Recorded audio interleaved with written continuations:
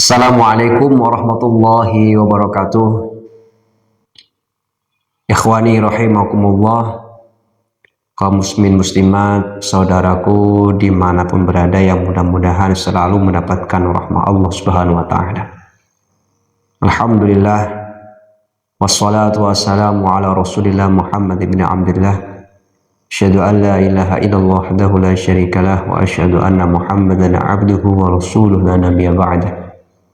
Waqala Nabiyyu sallallahu alaihi wasallam, ma yuridillahu bihi khairan yufaqihu fiddin. Al-hadis. Saudaraku, berjumpa lagi di konten kita yang sudah lama saya tidak bikin konten ya. Mudah-mudahan saudaraku selalu dalam keadaan yang diberkahi oleh Allah Subhanahu wa taala.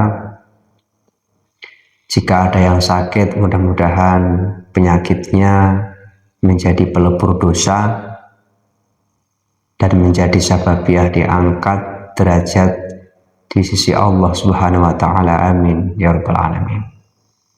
Dalam sesi kali ini saya akan mengajak saudaraku semua untuk bersama-sama memahami tentang pentingnya mujahadatun nafsi, memerangi diri sendiri. Jadi saudaraku, kita sebagai seorang Abdullah, hamba Allah Subhanahu wa ta'ala, sebagai manusia yang bertuhan, pastinya kita ingin menjadi orang yang baik, menjadi orang yang dikenang orang baik, orang yang tidak zalim, orang yang tidak memberikan orang yang selalu memberikan kebaikan untuk semuanya. Nah, tentunya saudaraku,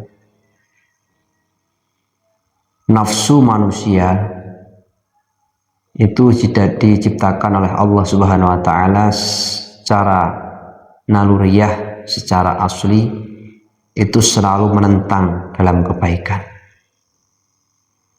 Kadang kita sering, meskipun kita sholat selalu, tapi selalu kita itu merasa malas.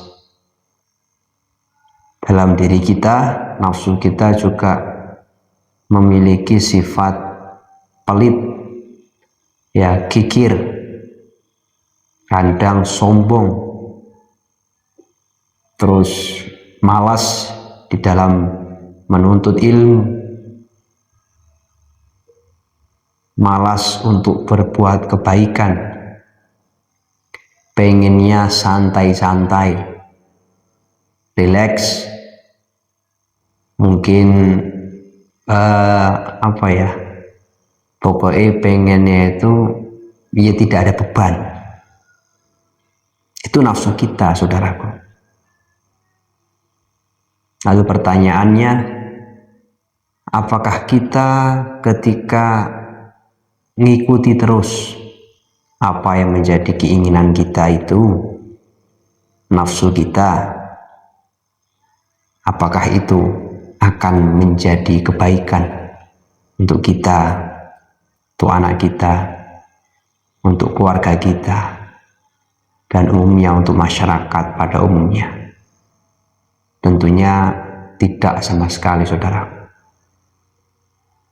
Kita tidak bisa mengharapkan kebaikan ketika kita malas dalam beribadah, malas di dalam melakukan kebaikan, malas di dalam bersedekah, malas di dalam membantu orang.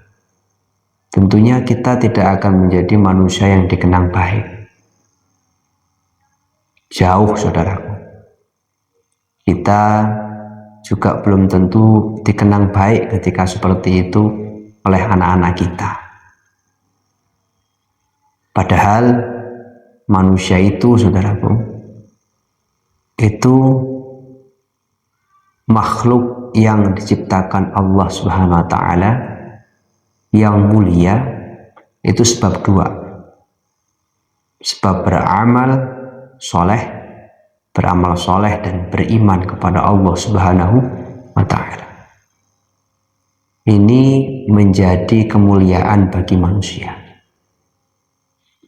Artinya ketika manusia itu tidak beramal soleh, tidak beriman kepada Allah Subhanahu wa taala, maka manusia itu tidaklah dikatakan mulia. Bahkan mungkin lebih hina daripada hewan. Saudaraku yang saya cintai dimanapun berada, penting kita itu memerangi nafsu kita yang memiliki sifat-sifat yang buruk yang tadi saya sebutkan.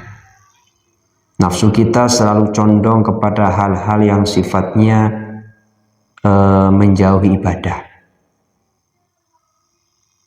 Bahkan sejarah penciptaan nafsu pun kita sering dengar ketika nafsu ditanya, siapa dirimu? Maka nafsu menjawab, ana, anta ya Rabb. Artinya engkau, ya, saya. Tidak ada ya Rabbnya ya. Nah, artinya nafsu ini memiliki keegoisan yang luar biasa. Saudaraku, kita itu dengan Allah Subhanahu wa taala sebagai Tuhan kita itu dihijab dengan sifat nafsu kita ini. Maka ketika kita betul-betul ingin ya dekat kepada Allah Subhanahu wa taala, maka kita sudah harus berusaha sebisa mungkin, semaksimal mungkin, sekuat mungkin untuk memerangi sifat-sifat nafsu yang ada di diri kita yang selalu condong kepada hal-hal yang tidak baik. Kita harus perangi itu.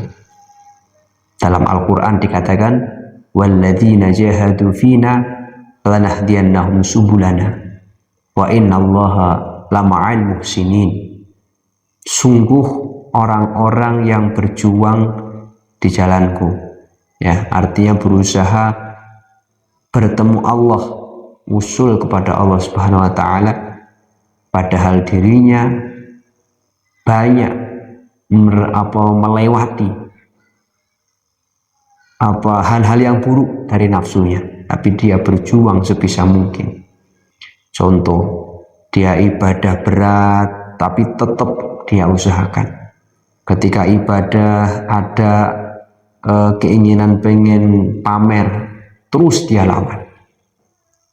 Ketika sudah lewat itu dia ada sombong, terus dia lawan.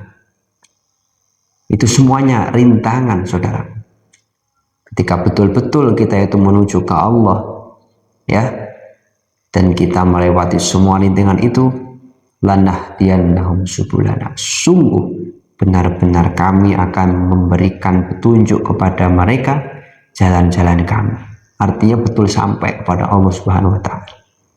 Allah sesungguhnya betul-betul bersama orang-orang yang muhsin, orang-orang yang berbuat baik.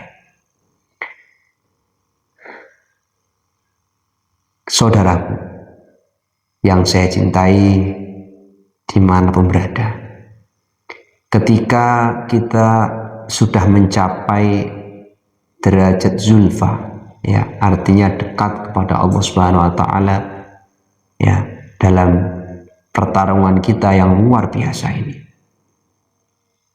Semua manusia sama, saudaraku, pasti melewati fase ini. Jadi tidak ada ibadah yang tanpa ada peperangan nafsu. Tidak ada ibadah yang murni, maksudnya yang ikhlas karena Allah, ya, baik itu sholat, zikir maupun yang lainnya, kecuali membutuhkan untuk peperangan terhadap nafsu kita sendiri. Jadi ketika kita ibadah bukan kok terus baik, pasti itu belum tentu, saudaraku. Karena nafsu kita selalu mengajak kepada hal-hal yang tidak baik. Kadang ketika kita ibadah, di hati kita masih terbesit pengen dilihat orang. Kadang kita ibadah, di hati kita terbesit, oh aku yang baik.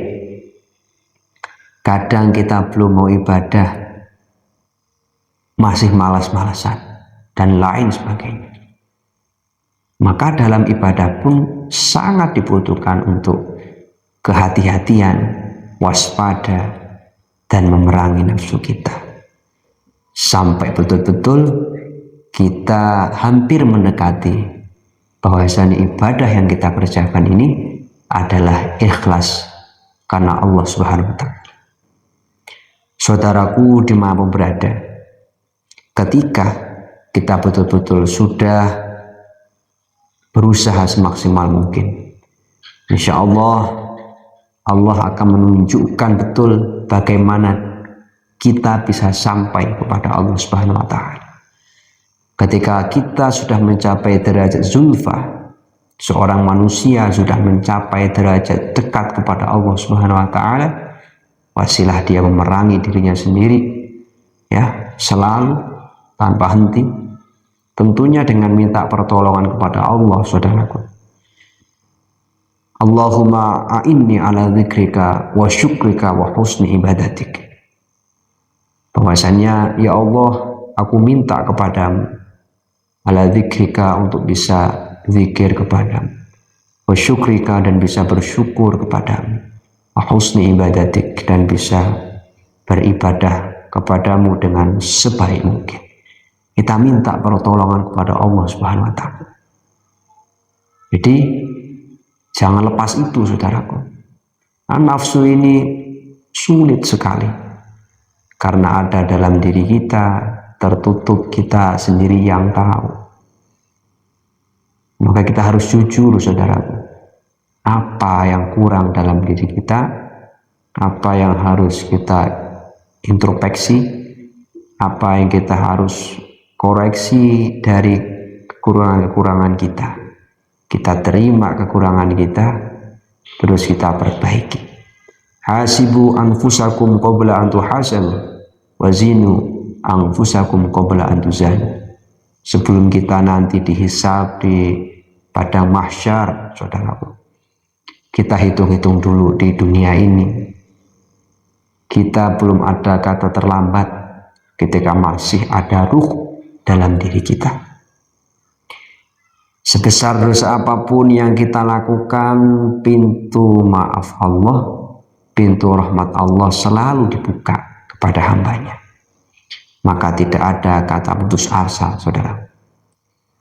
Kemudian yang terakhir, ketika kita sudah berusaha betul untuk mencapai derajat zulfa, dekat kepada Allah, dengarkan hadis, ya, penghentikan Kanjeng Nabi Muhammad SAW yang termaktub dalam kitab Al-Bukhari dari Imam Abi Hurairah, mengatakan bahwasanya inna Allah ta'ala qal man 'ada li waliyan faqad adantuhu bil harbi wa ma taqarraba ilayya 'abdi bi syai'in wa hibba ilayya mimma iftaradtu 'alaihi.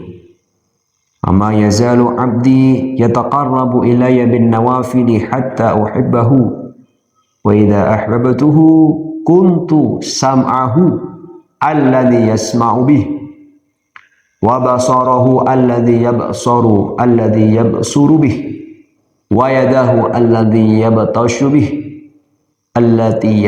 biha wa rijlahu allati yamshi biha wala in sa'alni la'utiyannahu wala in ista'adani la'udhiyannahu.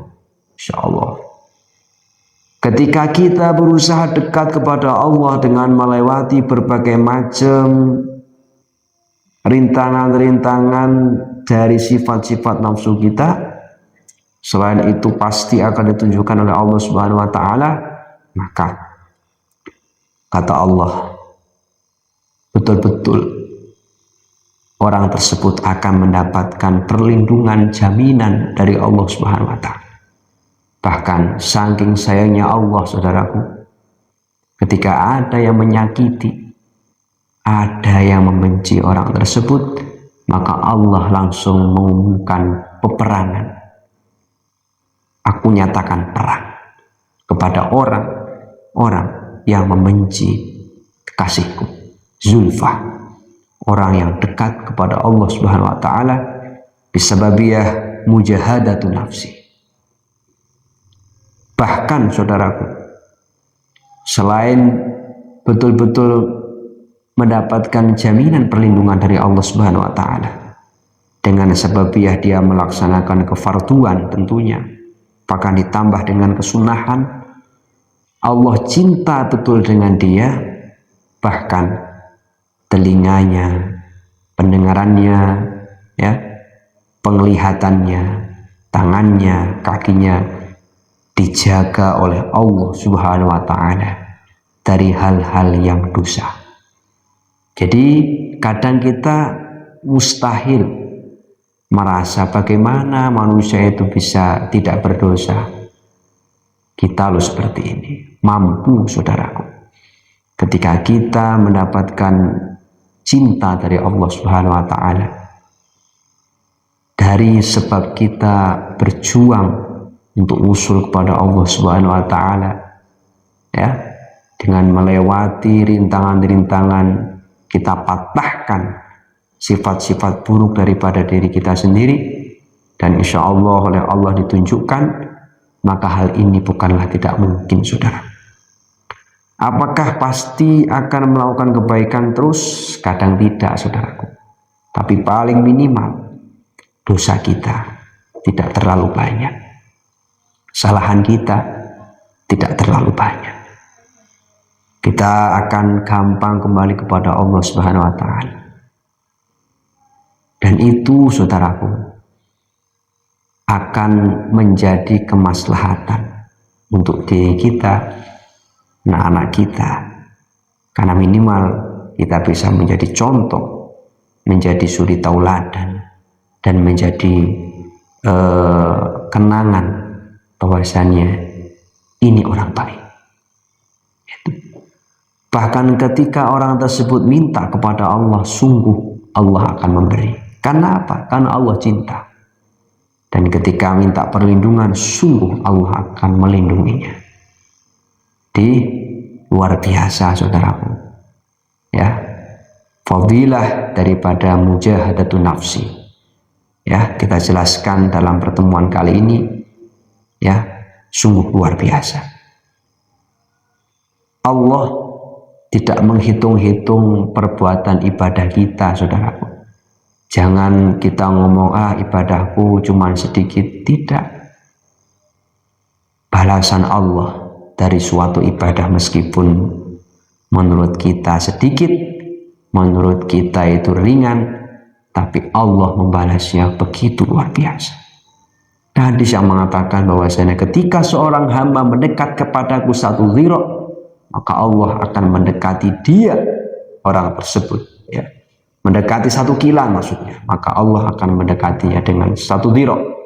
Dhira' itu sekitar 45 hasta, 48 cm.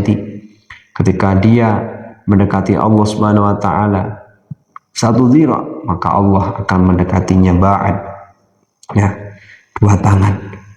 Terus ini pengandaian bahwasanya pokoknya kalau kita itu betul-betul berbuat baik kepada Allah sedikit apapun, Allah akan memberikan balasan yang begitu luar biasa, insya Allah. Untuk itu mari kita gunakan kesempatan kita, kesehatan dan waktu luang kita, karena dalam Islam ra'sul mal, ya, pokok, kalau istilah orang dagang itu modalnya adalah 2, saudaraku, sehat dan istifroh, sehat dan waktu luang. Jadi bukan kok karena waktu luang malah santai, bukan kok karena sehat malah santai. Tidak, saudaraku. Bukankah ketika orang berdagang, ketika punya modal yang luar biasa bagus, itu akan betul-betul dia manfaatkan dengan sebaik mungkin? Maka dengan ini saudaraku, dengan kesehatan kita yang masih luar biasa, alhamdulillah, dan ketika sakit jangan menyerah. Bisa kita melaksanakan ibadah dengan bagaimanapun sebisanya.